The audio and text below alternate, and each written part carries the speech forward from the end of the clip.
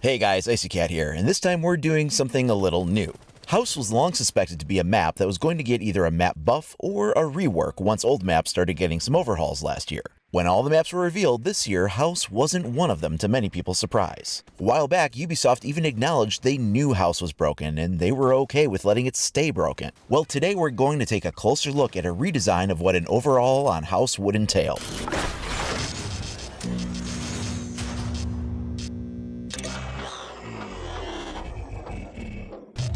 This is the article that was referenced from trusted reviews as they spoke with Rainbow Six brand manager Alex Remy. I'll put the link to the full article below the video player if you want to check it out for yourself. In the interview, they specifically ask him if House will get a rework, and he says that map can't be reworked without staying true to the fantasy, and the team doesn't necessarily want to fix it. Quote, "By definition, House doesn't fit with any of our standard game modes. It's not balanced, it's too small. But," he adds, "when the map comes up, the pressure goes down, people can play a bit looser, and it's a map that's loved by newcomers and as a nostalgia hit for those who were here from the start." He goes on to admit that the map needs to stay, but that it's not clear how to fix it. Now, this is important. He says that making it larger and more complicated would move away from the fantasy of it being a house. Finally, he's quoted as saying, "It's our lovely, broken map," and that for now at least, it looks like it's going to stay that way. Now, in some ways, I know exactly what he means. If you take House and make it bigger and more complex and turn it into like a Villa 2.0 or something, it's not going to be House anymore. Now, while he said, quote, "It's our lovely broken map," that doesn't mean they won't look at it more closely next year or the year after. But in the meantime, let's look at some solutions that could be done to make House a much more viable map. One of the key things he said was that if you make the house larger or more complex, you lose the fantasy of it being an everyday suburban house. So with that in mind, let's look at how we can change things while still keeping the overall footprint of the exterior shell of the building more or less the same. Here's the first exterior. There's now a double-wide window in place of the opening that had the metal bars on it. There was no warning when getting spawn peeked from there, but now you'll be able to see the broken barricade, giving you a heads up. There's other reasons for this to be a normal window for changes on the interior that we'll get to in a minute. On the garage side, there's been an addition to the office interior that pushes that wall out in line with the dining room outer wall, but you can see the opening from the window in office and the area on the porch remains intact. On the patio side, the two windows that overlook the side have been taken out. With 4 windows on this tiny room, a couple had to go. The furthest one to the left was too easy for defense to spawn peek attackers coming in from APC spawn. The one on the right was used to totally close off anyone even trying to come back in through the only door back to kids' room. Leaving the side windows still allows for exterior rotations from master bedroom to kids through one window, and for treehouse to shoot in or for defenders to shoot someone in treehouse from the other window. On this side, the living room and workroom wall has been pushed out to bring it into a position where a defender from a stairwell window can counterplay an attacker sitting on the window below. Previously, they were protected from that angle by the difference in depth. Living room was very broken, with 4 windows that could just be camped from the outside all round. So in addition to pulling the wall out, one of the 4 windows will also be shuttered. Okay, so now let's go inside and see how these changes really impact things. Remember, the goal was to not alter the exterior shell of the building in any significant way. Other than pushing the wall on living room workroom side out a few feet, nothing else really changes with the shape of the shell. So this is the ground floor blueprint as it exists now. Here it is with the changes I've explored. So you can see we've got some changes for living room and office, as well as an extra point of cover in dining room. Let's start with living room. This has always been a terrible objective. There's no cover other than the pool table in the middle of the room, and the couches, but those are also only half cover. The ceiling above is concrete, so top-down defense is impossible, except for the very small strip of wooden hallway outside of workroom. The best way that has evolved to defend this room is to pretty much abandon it and defend it from everywhere but the site. It made more sense for defense to try to convert it into a kill box than to try to hold people from getting into it. Now that we've pulled the side out into more of an L shape, defense has more room to move around in, and the deeper wall holds better cover. One of the 2 windows shuttered behind that makes it a little safer spot than it was before. There's now a little bit of extra length to play with if defending from the stairwell landings too, allowing for more horizontal positioning. You'll see that there's also now one of those bookshelves that's been pulled into an L shape for opposing cover on the opposite side. So someone sprinting in from foyer double door just doesn't have that instant command of the entire room all at once. Finally, giving a way to retake or defend from above is given by a new hatch in workroom floor while still preserving the impenetrable concrete flooring of the rest of that room. And of course, if defense doesn't want to use it, they can just reinforce it. Dining room has also been given a bookshelf as extra cover. Turn 90 degrees to the door it's next to, it will provide cover from kitchen, foyer, and office. If you go deeper into the cover, it also provides protection from the big double window. Like living room, the side of office has also been pulled out. This adds more positioning options in this room and will also help with defending dining room if it's an objective. But it also serves another important function. It now assists in defending little garage from above. This now occupies the space that the wraparound porch did. It was wooden on top and concrete under that, but now in this section you would be able to blow through it in this area and have a narrow strip overlooking the exterior of the smaller garage door directly from above. This would provide a new way for defense to deny a garage push on at least the smaller of the two doors. Now let's take a look at the top floor. As you can see, there's a whole new room up here. This position will help provide defensive options to the surrounding rooms, especially kids' bedroom and master bedroom, and could certainly stand as an objective on its own.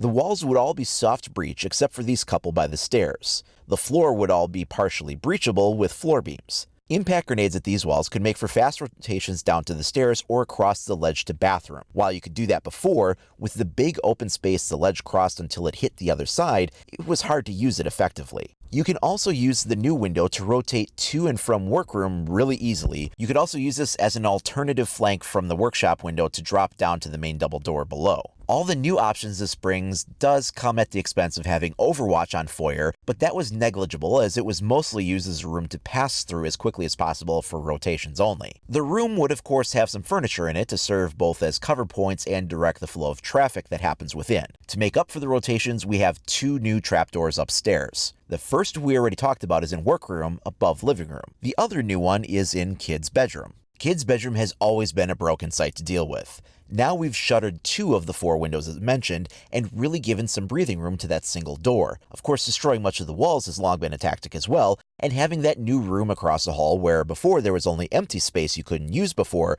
will help.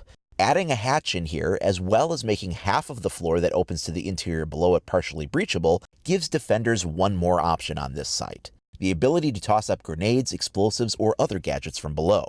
This makes it a lot harder for an attacker to just camp in the corner opposite the door and wait for someone to run in, and allows for counterplay.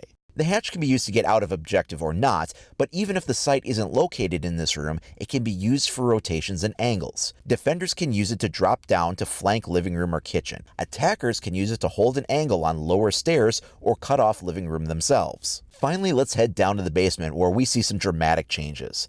As you can see, we've added some new rooms, moved some doors, and opened up some zones. Starting with weight room. The added depth gives more cover from people pushing from the back hallway and also allows more positioning from attacks from kitchen stairs. We have a new room off the bottom of the stairs here, an area used for storing extra canned foods and dry goods. It has no breachable walls, but it would be easy enough to add a section or two for balancing if needed. This allows more options. Also note that the addition of the new room expands the basement but does not change the shell of the building, as it's just using the existing blank space that was underneath the patio walkway already. The second new room is where we're going to move the washer and dryer and make it a new laundry room with some other storage. Same as before, this room adds new square footage, but just uses the existing void of black space that went unused under the other end of the patio walkway. This room addresses a major problem with garage. Once you blow open the large garage door, you cut off all rotation options from this half of the basement, leaving only little garage side as maneuvering room, or else trying to come in or out of that side through the one doorway that's right in the funnel of their kill zone. This provides a new way of getting out of that situation, as well as a new angle to hold once that door has been blown open. Another huge change was sliding that door over. Previously, once you blew open garage, you could have Glaz or someone with an ACOG literally stand in the river dock spawn with only their head exposed, or several other variations behind cars or fences, and have a straight line of sight from way outside all the way through to the farthest back edge of that back room, and completely cut off that entire half of the map from an almost safe variety of positions.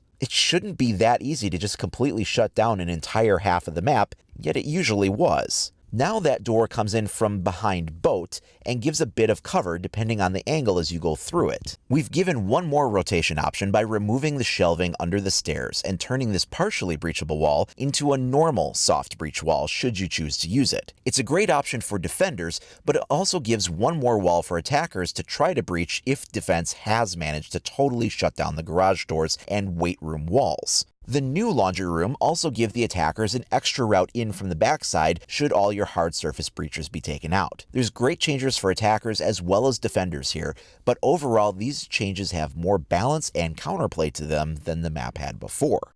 A final note on basement is that the new room at the bottom of the image here could also be placed at the top behind the kayak wall instead and connect little garage to weight room, with possibly a soft wall to the back hall as well. Now I decided against this as I felt that the space there would have only been big enough for a hallway at most probably, and didn't make as much sense as an actual room at the bottom. Additionally, the little garage gets some benefit already from adding the exterior floor breach from an upstairs office to guard the outer door panel, and the addition of the fully soft breach wall at the back of little garage to the space under the stairs adds more positioning options. Placing the new room on little garage side would have left big garage unbalanced. This way, both halves of the garage get some balancing. The very last change I would propose to a new house rework is a texture change. I apologize if the walls in your house are all orange, but who does that? It's so bad. Remember this gem from E3 2014 when Rainbow Six was first announced?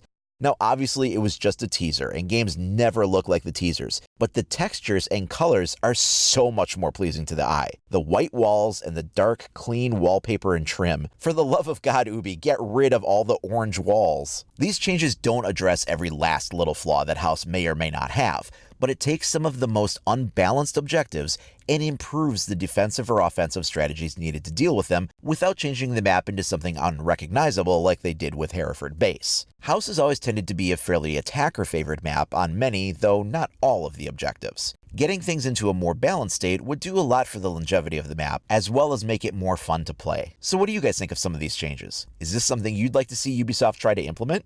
Do you have ideas of your own? Let me know down in the comments below. If you haven't already, please like and subscribe. Make sure you click that notification icon so you can stay up to date on all the latest news and information for Rainbow Six Siege. You can also follow me over at IcyCat25 on either Facebook or Twitter. Thanks a lot for watching, everybody. We'll see you next time.